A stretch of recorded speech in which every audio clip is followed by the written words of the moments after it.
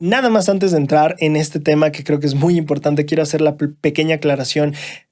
Yo entiendo y sé que hay momentos en los que una persona dio todo en su matrimonio y no va a arreglar las cosas porque el matrimonio es de dos. Entonces, estas cosas y principios de los que vamos a hablar, queremos que se entienda que se aplican y funcionan muchísimo mejor cuando las dos personas están dispuestas a aplicarlos, ¿no? Una persona no puede salvar por sí sola el matrimonio, el matrimonio es de dos. Entonces, aunque hablemos de cómo resolver conflictos matrimoniales, quiero que sepan que entiendo y que se está haciendo este análisis asumiendo y teniendo en cuenta que simplemente va a haber ocasiones en las que no va a funcionar este tipo de cosas porque la otra persona ya tomó una u otra decisión.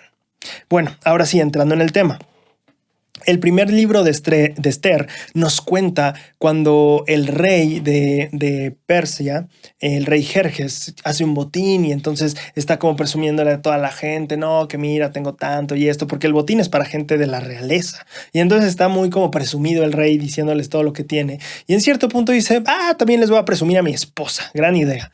Y entonces llama a su esposa en el séptimo día del banquete, o sea, ya llevaban una fiesta larga y eso sí, el rey había dicho que el vino se servía a discreción de la persona, que tomaran todo lo que quisieran. Y entonces, pues es probable que hayan estado bastante subidos de copas, tal vez, no, la Biblia no aclara eso, pero dice que la bebida era libre. Pero bueno, sí dice que ya estaba alegre por el vino, eso sí dice la Biblia, el rey. Entonces el rey manda llamar a Esther, no, ya me adelanté en la historia, manda llamar a su esposa, que en ese tiempo se llamaba Vasti, y entonces llama a la esposa y Vasti dice, no quiero ir. Y el rey se enoja y hay un conflicto ahí porque, bueno, la reina estaba en un banquete con mujeres y entonces la reina dice, oye, ¿por qué voy a ir a tu banquete de hombres donde tal vez estén todos así tomadones?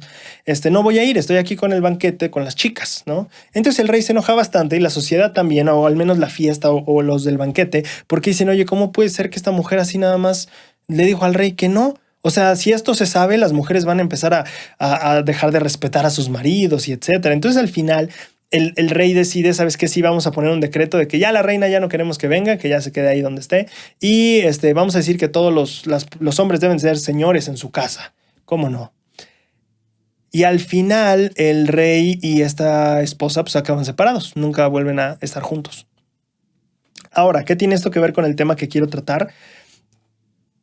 Si lo pones en cierta perspectiva, ¿por qué el rey y la reina se separaron o se divorciaron? Porque el rey quería que viniera a una reunión con sus amigos y la reina no quiso ir a esa reunión con sus amigos por estar en una reunión con sus amigas. Sí, podemos ponerlo en términos muy modernos. Y cuando pones las cosas así, de repente es como, ¿por eso se separaron? ¿Por eso se divorciaron? Y lo que me llama la atención es que muchas veces en nuestra vida los conflictos de pareja o de relaciones personales, o específicamente hablando del tema de los problemas matrimoniales, de repente podemos voltear hacia atrás y decir, ¿en serio por eso? Voy a hablar ahorita de 4 principios que creo que son importantes a la hora de resolver conflictos. El primero es justamente este momento en el que nos damos cuenta, ya pensándolo bien, creo que no era para tanto. Y lo que pasa es que regularmente, o tiende a pasar con frecuencia, cuando nosotros ya estamos más tranquilos, ya se nos bajó el coraje, de repente nos damos cuenta y decimos, pues no era para tanto. Una ocasión fue similar para el elder Marin K. Jensen. En la Ensign de octubre de 1994 compartió un mensaje llamado Una unión de amor y comprensión, en el que compartió la siguiente experiencia que tuvo con su esposa. Ahora un ejemplo breve, dice él, de algo que pasó durante aquellos primeros días de nuestra vida matrimonial. Vivíamos en Salt Lake City, ciudad en la que yo asistía a la Facultad de Derecho y Katy, mi esposa, enseñaba primer año de escuela primaria. La presión de encontrarnos en un entorno nuevo, por ser recién llegados a la ciudad, a la facultad y al trabajo, y de estar recién casados, hizo que nuestra relación se tornara algo tensa. Una noche, a la hora de cenar, tuvimos una discusión que me hizo a mí pensar que no iba a haber comida para mí en la casa esa noche. Así que salí de nuestro modesto departamento y me dirigí al restaurante de comida rápida más cercano, que quedaba más o menos como a una cuadra. Cuando entré en el local, miré a la derecha y vaya sorpresa, vi a Katy, mi esposa, entrar por la otra puerta del local. Nos miramos con enojo y nos dirigimos a cajas distintas para hacer nuestros pedidos. Después de sentarnos en lados opuestos del restaurante y Después nos sentamos en lados opuestos del restaurante y cenamos malhumoradamente. Acto seguido salimos del local por las mismas puertas por las que usamos al entrar, ella por allá y yo por acá, y nos dirigimos a casa por caminos distintos. Más tarde nos reconciliamos y nos reímos juntos de la actitud tan infantil que habíamos demostrado. Me llama la atención este relato porque siento que se relaciona bastante con la historia del rey Jerjes y su esposa en el libro de Esther. Y digo, claro, por supuesto, eran otros tiempos y por supuesto en ese momento era el agravio y la gran rebelión de la mujer y pero ¿qué le pasa a esta señora? Yo lo entiendo. Pero realmente es cierto que muchas veces los grandes conflictos empiezan por cosas que es como de ¿por qué llegamos a esto en primer lugar? Como que ya fue mucho. Y es importante ver que en muchas ocasiones los conflictos van a ser así. Debemos de aprender a anticiparnos a la situación y aprender a ver desde el mismo momento en el que estamos sintiendo ese coraje o ese enojo, o ese coraje, esa irritación, ese dolor incluso, preguntarnos, tal vez no es para tanto. ¿Estamos seguros que es para tanto? Tal vez la respuesta que encontremos si buscamos con humildad será la verdad es que no es para tanto. El segundo principio que me gustaría tocar aquí es de hecho justamente lo opuesto, porque muchas veces va a ser que nos demos cuenta que no era para tanto, pero muchas veces debemos de darnos cuenta que sí era para tanto. Saliendo un poco de la historia original tal vez de los reyes o más bien de lo que pasó aquí, porque aquí voy a reconstruir algo que es plenamente una especulación porque no sabemos sobre sus sentimientos, sobre lo que experimentaron y no podemos saberlo, pero voy a tratar de traer ese ejemplo de los reyes a lo contemporáneo para entender a qué me refiero. Ya vimos la parte de que no era para tanto. Ahora, ¿qué pasa con esta parte de si era para tanto? Muchas veces después de enfriarse el conflicto y cuando hablamos, no llegamos a la conclusión de que no era para tanto, sino de que justamente tal vez sí era para tanto. ¿En qué sentido? Supongamos que de parte del rey, el rey podría, en esta conversación, si los reyes se hubieran juntado y disculpado después, tal vez el rey diría algo como, es que me humillaste frente a mis amigos, me humillaste frente a la gente del imperio, soy el rey y tú me humillaste al desacatar lo que yo te dije. Ahora, si escuchamos a la reina, y aquí quiero aclarar que yo estoy más del lado de la reina, por supuesto, pero suponiendo esta historia hipotética, ¿qué pasaría si la reina hubiera dicho, bueno, es cierto, o tal vez ahora en este conflicto el rey le reclama, tú me humillaste, la reina le puede reclamar, bueno, pero tú despreciaste mis cosas, mis amigas, mi libertad? Y regularmente los conflictos son así, tú hiciste esto, sí, pero tú hiciste esto, pero tú hiciste esto, sí, pero tú hiciste esto. ¿Estamos de acuerdo en que así son? Bueno, el rey podría quejarse, tú me humillaste, soy el rey. Y ella podría decir, bueno, pero tú pisoteaste mis intereses y a mis amigas. Todos tienen un punto válido, ¿cierto? Sí y no, porque aquí hay un pequeño error que creo que es importante aclarar de la comunicación. Cuando nosotros tenemos un dilema o estamos confrontándonos en esto de tú hiciste o tú hiciste, la verdad es que muchas veces no es eficiente porque debemos de hablar no de los hechos como si tuviéramos nosotros la verdad absoluta, sino de nuestras interpretaciones de los hechos explicando el cómo nos hicieron sentir esos hechos. Eso es subjetivo, es decir, a mí me hizo sentir así. Yo sentí y percibí esto. Si nosotros decimos tú hiciste esto y tú hiciste esto para esto o con este propósito para hacerme daño, estamos asumiendo demasiado. Estamos creyendo que conocemos las intenciones, las razones y por qué de las acciones de la otra persona. Y en la mayoría de los casos no es así. Por ejemplo, notemos la diferencia entre la conversación o la queja diciendo tú me humillaste frente a mis amigos a decir yo me sentí humillado cuando hiciste esto. Cambia. ¿Cierto? Cambia porque una acusa y otra reconoce. Una te acusa a ti por humillarme y otra reconoce que yo me sentí así por tus acciones. Ahora, si ponemos este mismo ejemplo en el lado de la reina, me encanta ver esto. La reina pudo haber dicho, en el ejemplo negativo de comunicación, menospreciaste mis cosas y mis amigas. Ahí estás hablando de hechos. Tú menospreciaste, tú me humillaste. No hables de hechos, habla de lo que tú interpretaste, de lo que tú sentiste. Entonces, no te diría, me menospreciaste, yo diría, sentí que me menospreciaste. ¿Tiene sentido? Y entonces cambia la cosa. Repito, ya no estoy acusándote, estoy reconociendo lo que yo sentí, estoy expresándote lo que pasó y dolió en mi corazón. Y esa es la manera en la que podemos comunicarnos mejor para resolver cosas. Ahí es el momento donde te das cuenta de que tal vez sí era para tanto. Porque es cierto, Tal vez yo no lo hice con la intención de humillar o con la intención de desvalorar la relación que tiene con sus amigas, pero ella lo sintió así. Y entonces tiene sentido por qué reaccionó de la manera en la que reaccionó. Tal vez sí era para tanto, porque tal vez era importante para esa persona. Así lo sintió. ¿Tiene sentido? Y ahora viene esta parte de que es el tercer punto que quiero tocar y que me gusta mucho. Viene la parte que es de lo más difícil, pero creo que quiero darte algunas herramientas. Más bien, quiero darte y creo que puedo darte algunas herramientas que me han servido a mí mucho en esta parte. Viene la parte de pedir perdón cuando no fue mi culpa. Esa está dura, esa está difícil. Porque claramente viene el punto donde, ok, ya me estoy comunicando bien, ya reconocí que tal vez lo mío no era para tanto y tal vez la otra persona tal vez sí tenía su rollo, etcétera. Pero decimos, al final tal vez viene este problema en el que tal vez todavía considero, ¿eso qué?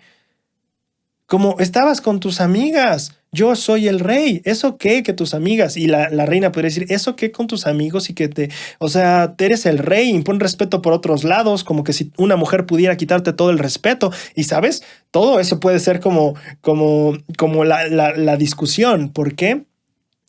Porque al final viene la parte en la que debemos de entender lo que importó para la persona.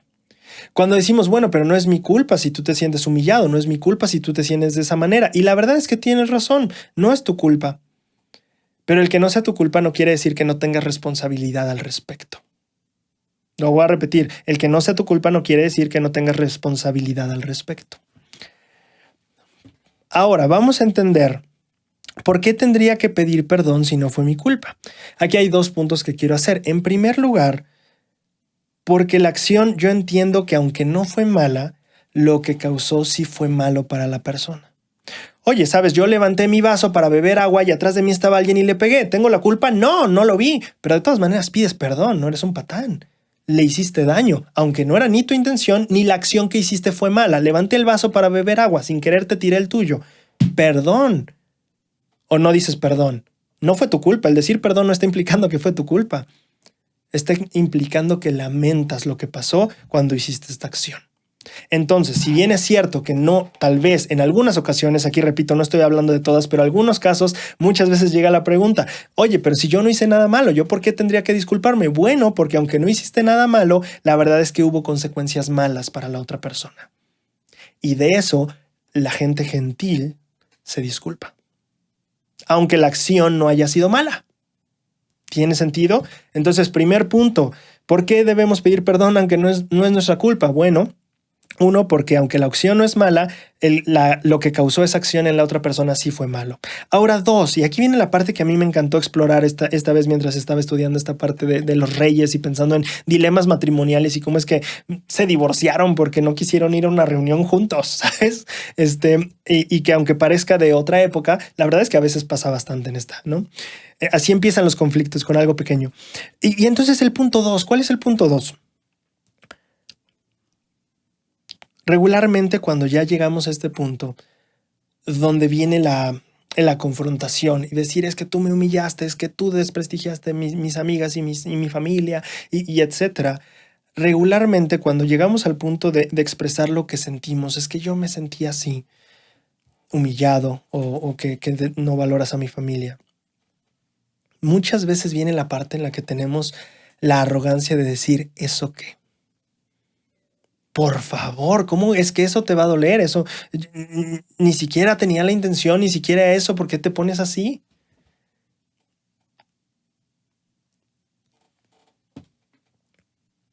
Y viene esta parte de entender que cuando hacemos eso, pisoteamos y le quitamos el valor y el respeto a la experiencia, a los sentimientos y a las emociones de la otra persona.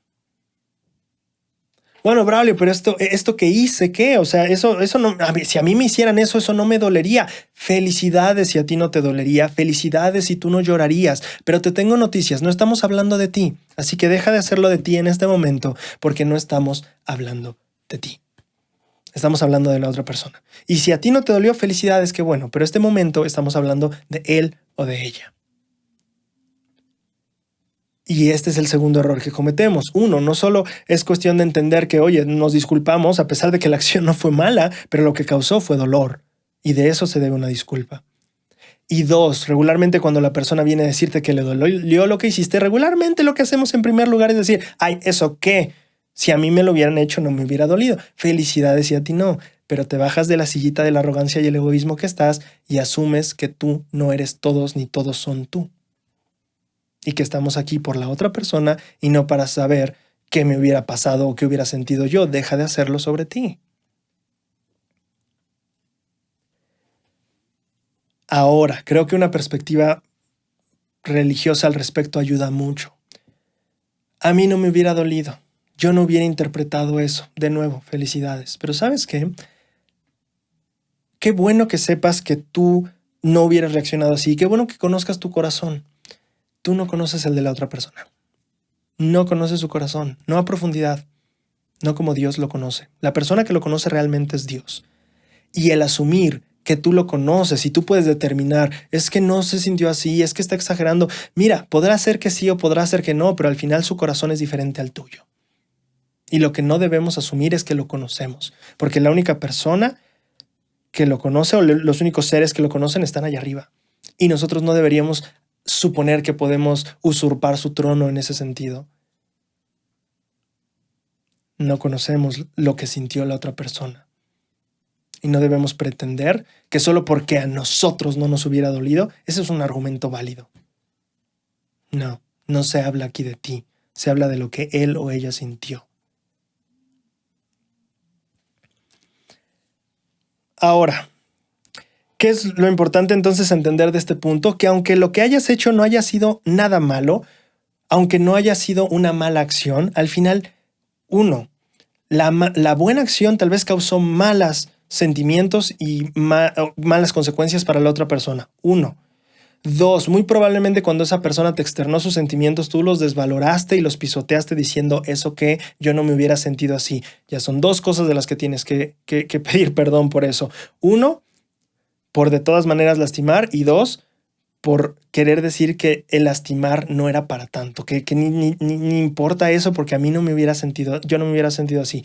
3, muy probablemente esa discusión ni siquiera estuviera ocurriendo si tuvieran mejor comunicación, y te informo que es parte de tu responsabilidad que eso suceda. Así que de esas 3 cosas por lo menos sí eres culpable en ese sentido. Y nosotros venimos diciendo, yo no soy culpable de esta, y mira, ya encontramos 3 cosas de las que sí somos responsables y hasta culpables en cierto sentido. ¿Por qué pedir perdón cuando la acción o el asunto no fue mi culpa? Porque aunque no era tu intención ni la acción fue mala, los resultados sí fueron, y un caballero y cualquier persona con pues decencia civil pide perdón.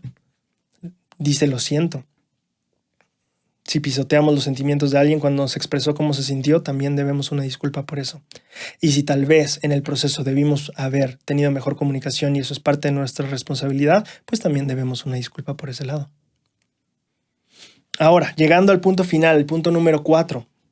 Ya en este punto de esta plática o de entendernos más profundamente como personas, llega el punto donde ya la discusión pasa a ser una propuesta de resolución.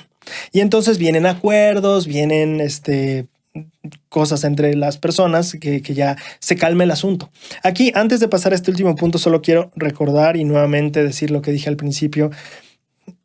Estos principios funcionan muy bien, pero una persona no puede arreglar el matrimonio sola, es un trabajo de 2, ¿no? Entonces, 1. Y por otro lado, también es importante darnos cuenta que cuando nosotros estamos siendo vulnerables y la otra persona pisotea y pisotea y pisotea, es importante cuidar de nosotros y de no estar en una relación de abuso. Entonces solamente quiero aclarar estas 2 cosas. Esto no implica que el abuso se permite, ni tampoco implica que yo puedo resolver cualquier matrimonio, no, porque esto es una cuestión de 2 personas. Bien, ahora llegando al punto final, entonces ahora sí, llegamos al punto de los acuerdos y de las resoluciones. El elder L. Whitney Clayton, en la Conferencia General de abril del 2013, dio un discurso llamado El matrimonio, observen y aprendan. Y en ese discurso él dijo algo que me pareció muy fascinante a la hora de estar estudiando este caso de los reyes en el libro de Esther. La humildad, dice él, Es desinteresada, no es egoísta, no busca lo suyo, ni habla con superioridad moral. De nuevo diciendo, ay, pero tú no sabes, o yo hubiera sentido diferente. No, no habla así la humildad. Más bien, la humildad aporta la blanda respuesta y escucha abiertamente para comprender. No estoy aquí para desacreditar lo que tú sentiste y que yo no lo hubiera sentido así. No, esa no es la humildad. La humildad busca comprender, ok, yo no lo hubiera sentido así, pero ¿qué tal ella? ¿Qué tal él? La humildad busca comprender al otro y no solo asumir que porque tú no eres así, la otra persona tiene que ajustarse a ti. Eso es arrogancia. La humildad escucha amablemente para comprender, no para justificarse. La humildad reconoce que nadie puede cambiar a la otra persona, pero que con fe, esfuerzo y la ayuda de Dios nosotros podemos experimentar nuestro propio gran cambio de corazón. La humildad, me encanta eso, la humildad reconoce que nadie puede cambiar a otra persona y reconoce que yo puedo tener mi propio cambio. Eso sí puedo hacer. Me encanta el punto donde él menciona que no podemos cambiar a nadie, porque esto me lleva a 2 puntos que son los con los que quiero terminar. Uno, no tenemos que estar de acuerdo en todo al final en los desacuerdos. Bueno, obviamente, en los desacuerdos no estamos de acuerdo, pero a la hora de tomar resoluciones es claro que no siempre vamos a estar de acuerdo en todo. Es importante entender que no se trata de simplemente hacer que pensemos lo mismo y que podamos simplemente llegar a los mismos acuerdos porque los dos estamos de acuerdo en todo, sino también ver cómo en esos desacuerdos o en esas cosas en las que no estamos del todo alineados, qué podemos hacer para funcionar. Habrá que ceder un poco aquí, un poquito allá, pero ¿cómo podemos hacerlo funcionar? No es un fracaso si no estamos de acuerdo todo el tiempo, no es un fracaso si no estamos los dos en una sintonía perfecta, no. La humildad reconoce que nadie puede cambiar a otra persona, no se trata de cambiar a otro, estar alineado con algo que yo pienso, se trata de ver cómo en esa desalineación podremos crear equilibrio. Lo voy a repetir, se trata no de cambiar la parte de estar desacuerdo. Se trata de entender cómo al estar desalineados podemos estar en equilibrio. La otra parte que me gusta muchísimo es entender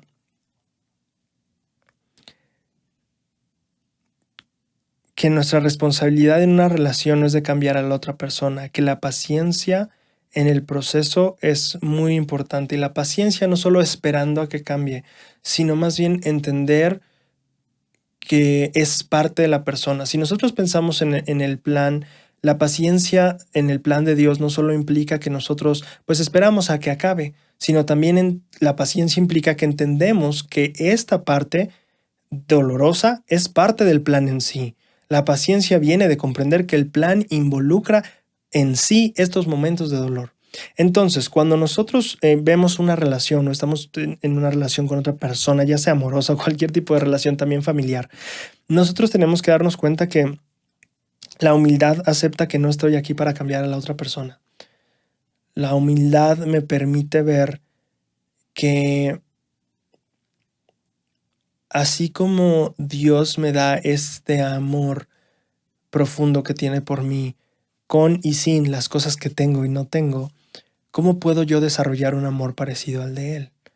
Recordando, no acabando en relaciones abusivas y teniendo como muy clara esa parte, pero fuera de eso tenemos que darnos cuenta cómo puedo desarrollar un amor como el de Cristo, cómo puedo desarrollar un amor como el de Dios, cómo puedo tener la humildad para reconocer que nadie puede cambiar a la otra persona, sino al contrario ver el cambio que Dios sí puede hacer en mí.